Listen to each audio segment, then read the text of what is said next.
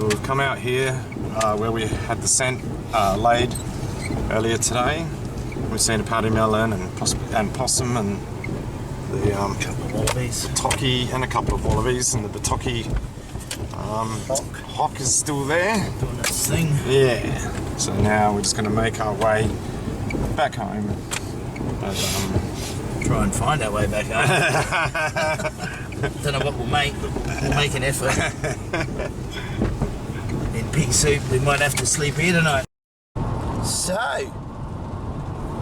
we're leaving the lodge. What do you reckon? Did you have a good time? I had a great time, Neil. Excellent. Yes, it's been such a blessing to come down here and see what Tassie's all about. See this terrain and the type of animals down here. It's just blown me away. It's just amazing. Just the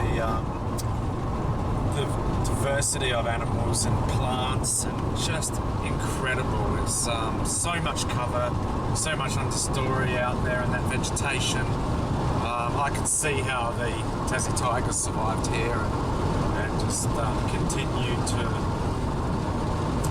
be as recover, I suppose. Yeah, and recover, yeah. So here we are on the Spirit of Tasmania on the high seas of Bass Strait. Almost. We're leaving Devonport. As you can see, it's still there, but we're not far till we're out the river.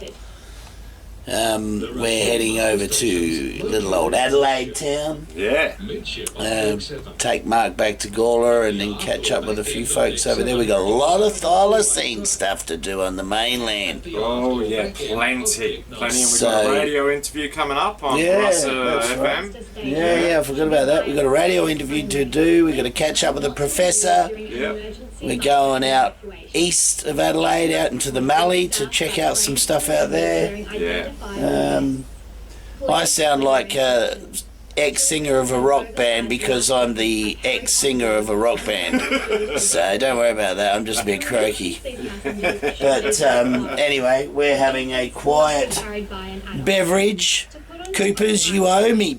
Big time, I'm giving you a plug. Daniels, see that? Yep. That could be a Thylacine on your can if you choose. He lives in Reed, South Australia, when you have to send the cartons of JDs over. Anyway, we're coming over, folks, so look out. It's going to happen. So here we are, coming across. Where are we? Just passed Ballarat a little while ago in Lake Murrumbidgee. But we are heading into South Australia and coming to investigate a few bits and pieces over there and bring Mark home. Yeah, what a trip. Whoa. Pretty good sail last night on the Spirit of Tasmania. It was flat as coming across Bass Strait, so there's no chance of getting seasick or anything. We had a good night, didn't we? We had a good night, yeah. We Jess sure had did. a good night, didn't you, Jess? Yeah, I spent in the car. $120 on Thylacine souvenirs for the family. They're gonna love me. No, they're not. No, they're not. Probably gonna give them all back to you. Well, yeah, what a trip. Yeah, so we'll check out a few little spots along the way in Victoria and get a bit of scenic Victoria in, but we're pretty much just gonna buzz straight across and get back to Adelaide without too much dilly-dallying, and hopefully run into a Thylacine along the way. Oh yeah.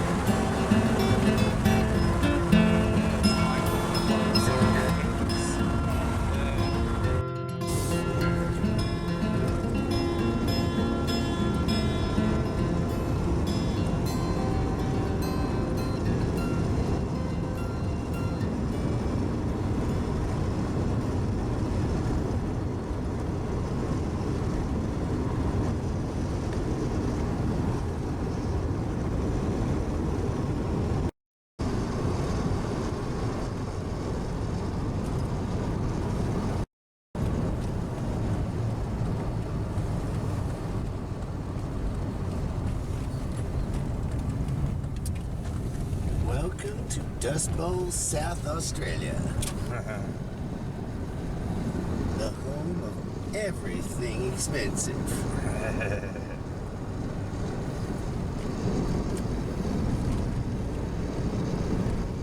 So this is the gap through this section here. And this is where in the 1970s Kath Alcock had her first sighting. She had two. I think the second one was in the mid-80s. But in the early 70s she was in the back of a car travelling down here with an auntie, I think, and a friend, and someone went past on a motorbike, and as Kath turned around to have a look out the back window, a tiger walked across the road after the motorbike went past. I think they'd pulled over to pick up a dead rabbit. This thing happened to just go past when Kath was looking, and no one else saw it, just Kath. Wow. It was just through this section here in the gap. Yeah. There's a bit of a quarry in here, and saw swamp wallabies around this area. I've seen a few. They're beautiful, dark, charcoal grey. Yeah. Pelt on them. There's beautiful looking animal. But yeah, just a bit further down here, I've camped in here a couple of times.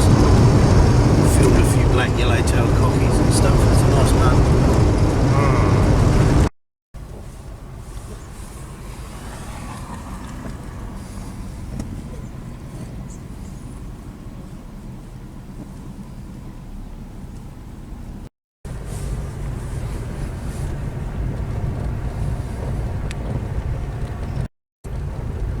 Okay, entering the Murray Bridge.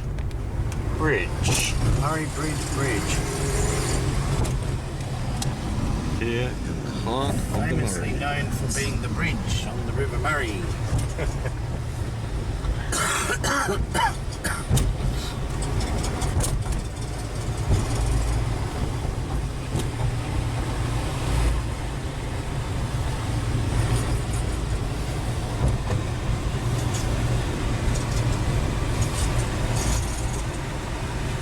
Is that a good sound? Oh.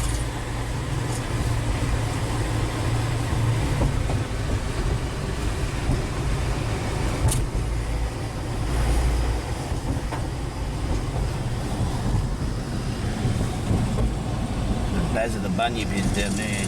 Yeah.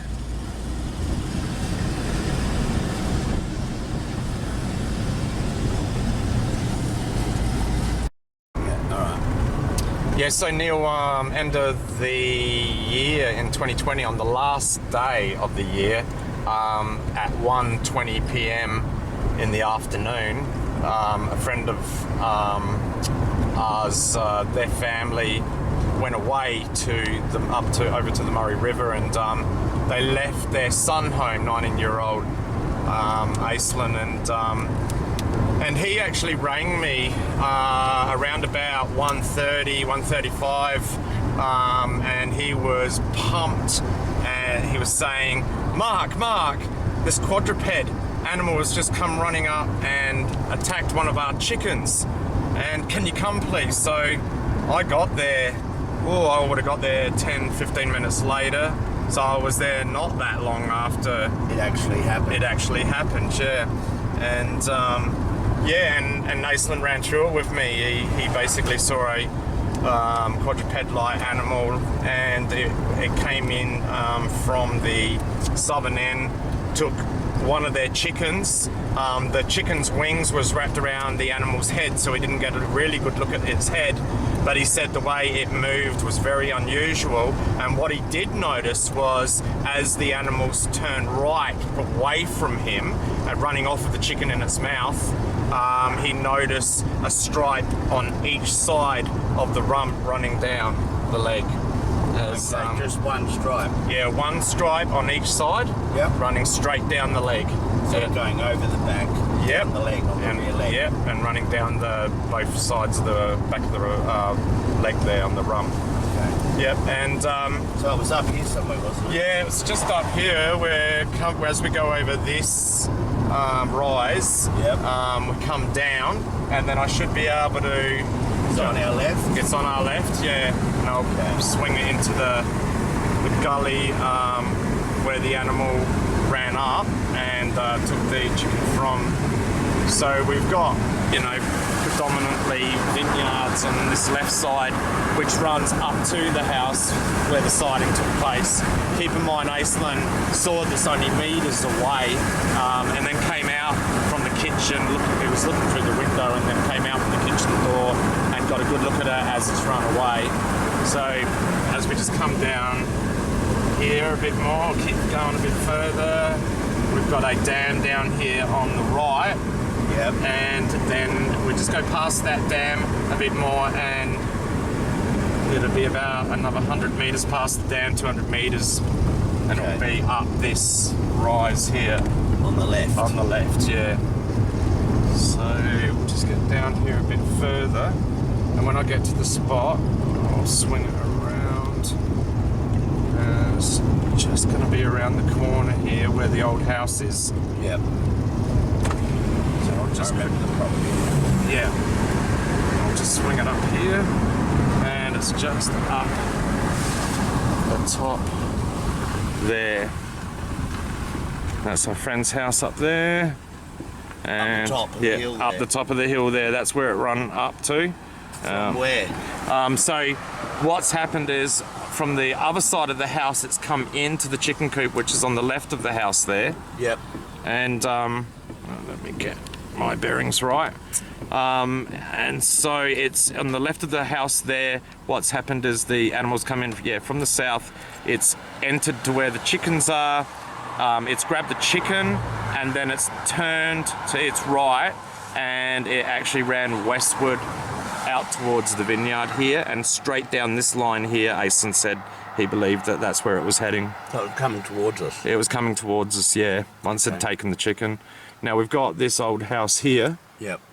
which reminds me a lot of the Daveston sighting from 1980, where they saw a thylacine run in or jump into the house and then out. Oh, yeah. Yeah, so, you know, I mean, it could be... No, that was a shed, wasn't it? It ran in and went through a shed window. Was it the shed window, Yeah, was it? yeah, it was a okay. shed. And so, you know, whether it, you know, the animals will, you know, come down and eat something in there where they feel safe. Well, I've just seen 2 chickens over there. Yeah. And a kangaroo, so Yeah, that's right. there's still game. And there's plenty of rabbits around here. I've got trail cameras at this spot, and I've got 2 cameras up there at the moment, and they're always on the area where Aislinn had the sighting. Okay, cool. Yeah.